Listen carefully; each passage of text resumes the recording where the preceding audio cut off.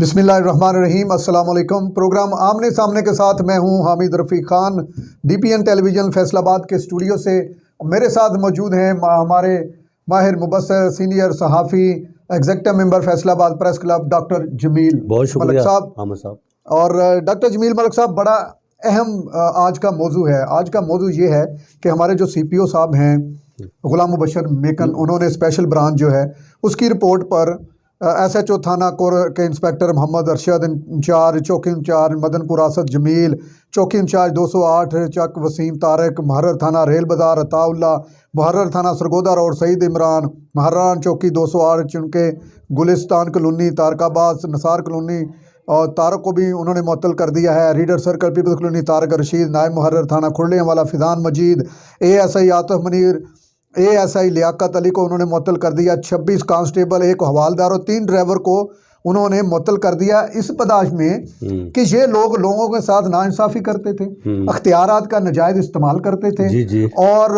मुख्तलिफ तरीक़ों से कहते थे कि हम बड़े अफसरान के जो हैं वो आला कार हैं, वो हम कार ख़ास हैं उनके, और इस तरह की ये धमकियाँ वगैरह देते थे। तो स्पेशल ब्रांच ने एक रिपोर्ट बनाई और इनको मुअत्तल कर दिया। गुलाम मुबशर मेकन जो हमारे CPO हैं, वेरी वेल डन।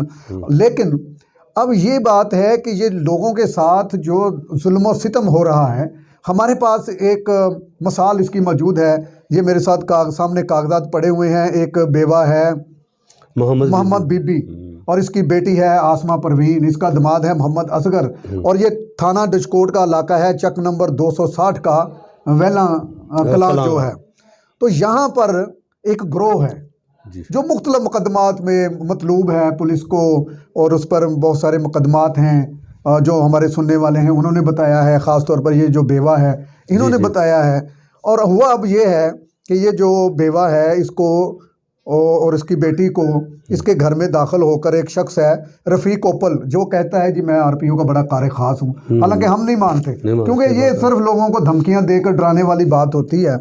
और इसके बेटे हैं, रफ़ीक ओपल के बेटे जहांजेब हैं, तंजीम है, अल्लाह रखा के बेटे कैसर, मोहम्मद अहमद और दीगर लोगों ने मिलकर जो बेवा खतून है मोहम्मद बीबी और इसकी बेटी आसमा परवीन और इसके बेटे दमाद जो इसका असगर है, उस पर बुरी तरह तशद्दुद का निशाना बनाया, कपड़े फाड़ दिए, ज़लीलो ख़ार किया, घर से बाहर उनको फेंक दिया और अब वो घर पर कब्ज़ा करने की कोशिश कर रहे हैं।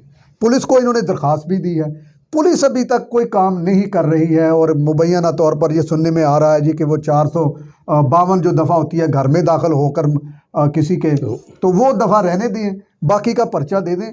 तो ये जितने आपने देखा कि CPO ने कितना सख्त एक्शन लिया है, तो ये रफ़ीक ओपल जैसे लोग और ये जो ग्रोह हैं, कौन लोग हैं जो इनको तहफ़्फ़ुज़ दे रहे हैं? हम रफ़ीक साहब आपका बहुत शुक्रिया।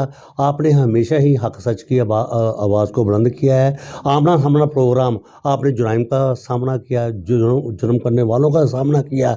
मुझे पता है आपको इसके बारे में कुछ कॉल्स नापसंदीदा भी मसूल होती हैं, लेकिन आप हक आवाज़ के लिए जो आपने परचम बुलंद रखा है, हम आपके साथ हैं। ये बड़ी आपने एक लम्हा फ़िक्रिया है हमारे लिए। और सबसे अच्छी बात जो मुझे लगी है जो प्रोग्राम की इब्तदाइया में आपने बताया कि गुलाम मुबशर मेकन ने एक इनकी अकाउंटेबिलिटी के लिए जो पुलिस डिपार्टमेंट को बदनाम करते हैं, क्योंकि कोई डिपार्टमेंट नहीं चाहता कि उसको बदनाम किया जाए, उसमें ब्लैक शीप्स होती हैं, ऐसी गुंजाइश होती है, लेकिन उसका हरगिज़ मकसद ये नहीं होता कि उसको गलत जो है वो इस्तेमाल किया जाए, उसको जुराइम के लिए इस्तेमाल किया जाए, अपने मफाद के लिए इस्तेमाल किया जाए। ये रफ़ीक ओपल की जो आपने बात की है, तो इसको भी जो शिकंजा तैयार किया है, जो CPO ऑफिस में जो स्पेशल जो ऑफिस कैम किया गया है, इसकी अकाउंटेबिलिटी होनी चाहिए, इसको पकड़ना चाहिए। इसने मोहम्मद बीबी पर जो 260 विला कलां और डिस्कोट की जो आपने बात की है, ये हमारे लिए लम्हा फ़िक्रिया कि औरतों पर तशद्दुद।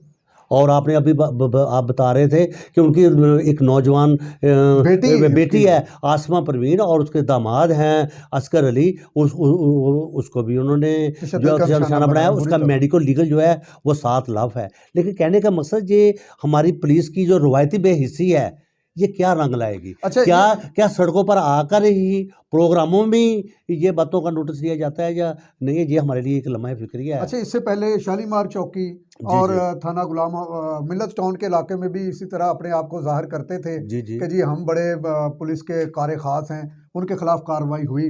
और अभी भी गुलाम मुबशर मेकन ने RPO की हिदायत पर यह कार्रवाई की है। बड़ी खुशाइंद है। अच्छा ये देखिए, जी जी, आप दिखा। ये है एक कागज, जी ये एक स्टाम्प है, जी जी। इस पर लिखा हुआ है, ये जो रफीक ओपल साहब हैं ये सालसी थे इनके एक मामले में।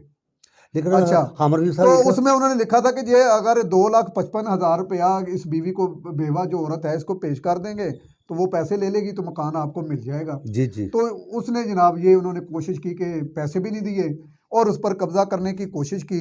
और फिर एक झूठा, ये जो स्टाम्प है ये है इसी माह का, ये 5 तारीख को। 5 तारीख। अच्छा, ये स्टाम्प है 2012 का और ये है 2022 का। 22।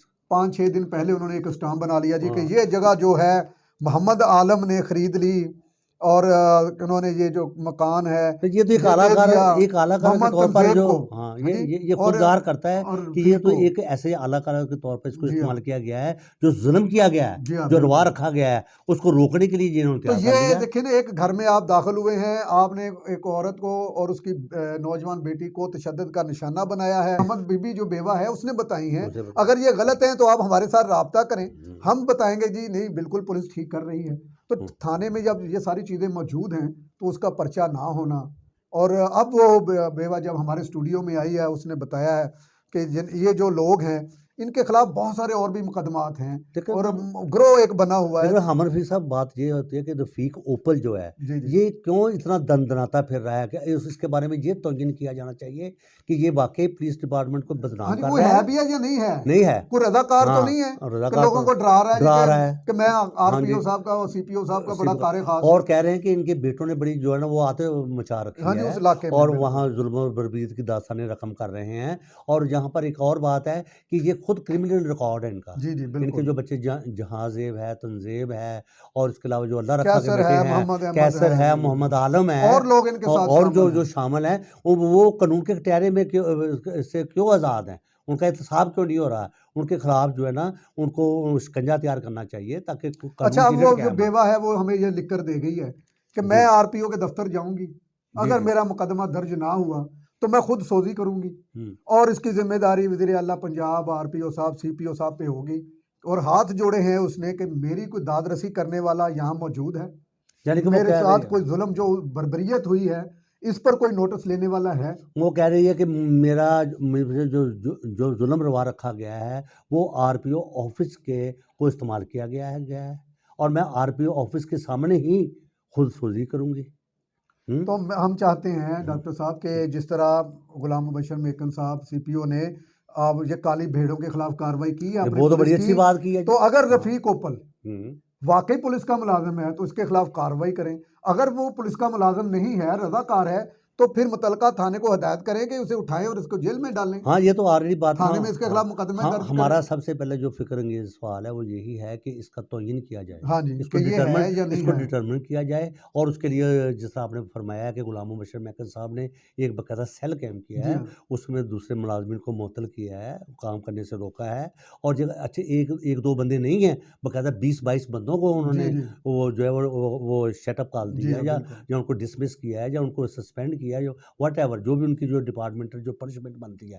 तो हम यहाँ पर भी ये मुतालबा करेंगे, हमारा जो मीडिया में बात पहुँचाने का मकसद है वो यही है कि जो असल में जो बंदे इसमें कसूरवार हैं उनको डिटर्मिन करके उनको उनके खिलाफ कैफ़रे कार्रवाई खुदा की तक जाए। पहुँचाया जाए। और अगर जो बातें हमने कही हैं, जो ये मुल्ज़मान हैं, अगर ये कहते हैं कि हम बेगुनाह हैं हुँ। और ये दरख्वास्त वगैरह ठीक नहीं है, आप हमारे साथ भी राब्ता करें, हम आपकी आवाज़ भी बनेंगे। लेकिन ये जो सारी चीज़ें हमें नज़र आई हैं आपके ख़िलाफ़ मुख्तलिफ़ थानों में या मुख्तलिफ़ निचकोट के थाने में, हुँ, आपने जो जुल्म किया है बूढ़ी औरत के साथ, बेवा के साथ, उसके बेटे के साथ, और अगर आप कहते हैं कि जी हमारा स्टाम्प बिल्कुल दुरुस्त है, हुँ। तो आप हमारे साथ राब्ता करें, हम आपकी आवाज़ भी बनेंगे। लेकिन फ़िलहाल हम ये ज़रूर कहेंगे कि ये जो रफ़ीक ओपल अल्लाह रखा इसके बेटे इसका जो ग्रोह है इसके खिलाफ जो है वो कार्रवाई होनी चाहिए। अगर कोई दरख्वास्त है इसका पता चलना चाहिए कि दरख्वास्त दुरुस्त है, गलत है। अगर दुरुस्त है तो इसके खिलाफ पूरी तरह कार्रवाई होनी चाहिए असले के साथ। देखिए हम नहीं कह रहे, ये हाँ, बेवा असला है। खतूम कह रही हाँ, है वो कि कह वो रही है। असले के साथ दंदनाते फिर रहे हैं और हमें जान से मारने की धमकियां दे रहे हैं, हम कहाँ जाएं। तो हाँ। वो मैं आरपीओ साहब, सीपीओ साहब से भी दरख्वास्त करूंगा कि वो बराए मेहरबानी जिस तरह आपने पुलिस में छुपी हुई उन काली भेड़ों का सुराग लगाकर उनके खिलाफ कार्रवाई की है, इसी तरह इन मुल्ज़मान के खिलाफ भी कार्रवाई करें। अगर ये कसूरवार हैं तो इनके खिलाफ मुकदमा दर्ज होना हामिद रफ़ीक चाहिए। साहब, आपने जी बहुत अच्छा किया कि आमना सामना प्रोग्राम में इस नुक्ते को उठाया। और मैं आपको ये बात बता दूं, अभी जब प्रोग्राम हम ख़त्म करेंगे तो ज़ाहिर सी बात है ये ऑन एयर जाएगा तो जी जी उसमें उनके रद्द अमल में एक शिद्दत आ सकती है। जी जी तो बिल्कुल। हम मुतलका थाने से और आरपीओ ऑफिस से और जो इनमें लॉ इन्फोर्समेंट जो हमारी जो एजेंसीज हैं। डिसिप्लिन का जो जी एजेंसीज हाँ। हैं वो मुतहरक हों और इस बेवा बूढ़ी को जो है इंसाफ दिया जाए। और उनकी जवान बेटी है जी हाँ। उसको जो ज़ीरो ख्वार किया गया है, कहाँ पर वो वुमेन एक्ट है, वो जो हरासमेंट की बात करता है। और जो कब्जा करने वाला हाँ, ग्रुप है यहाँ पर देखे ना, बनाए हुए हैं, ओवरसीज के बनाए हुए हैं, हाँ जी, और दूसरे जो बनाए हुए हैं महकमे वो और ख्वार डिप्टी क्यों नहीं है? कमिश्नर में। वो उसकी आवाज़ बननी चाहिए। जी हाँ बिल्कुल। इस बूढ़ी औरत और उसकी नौजवान बेटी और उसके दामाद को इंसाफ मिलना चाहिए। किसी के साथ हम ये नहीं चाहते कि नाइंसाफ़ी हो। और और उनके बेटे क्रिमिनल हैं जी। जी हाँ वो बिल्कुल। तो वो बता रहे हैं कि वो तो जुल्म बर्बरियत की उनके पास असला है, बड़ा ख़तरनाक असला है, वो लहराते हैं जी जी और सरेआम धमकियाँ देते हैं। उन पे कार्रवाई ना की गई, ये तो मज़ीद ख़तरनाक हो सकता है। जी। आरपी और सीपीओ साहब की खिदमत में इल्तमास है कि फेसबुक पर या यूट्यूब पर तस्वीरें बनाने वाले असले के साथ या फायरिंग करने वाले के खिलाफ तो पुलिस फौरी तौर पर मुतहर्रक हो जाती है, लेकिन जब एक जेन्युइन वाक़या होता है तो उसके खिलाफ सुस्ती क्यों होती है? प्लीज़ इस पर नोटिस लीजिए और इस बेवा खतून को इंसाफ फराहम करें। इसी के साथ हमारे आज के प्रोग्राम आमने सामने का वक्त अपने इख्तिताम को पहुँचा। अपने मेज़बान हामिद रफ़ीक ख़ान और हमारे माहिर तजज़ियाकार जमील मलिक को इजाज़त दीजिए। अल्लाह निगहबान। बहुत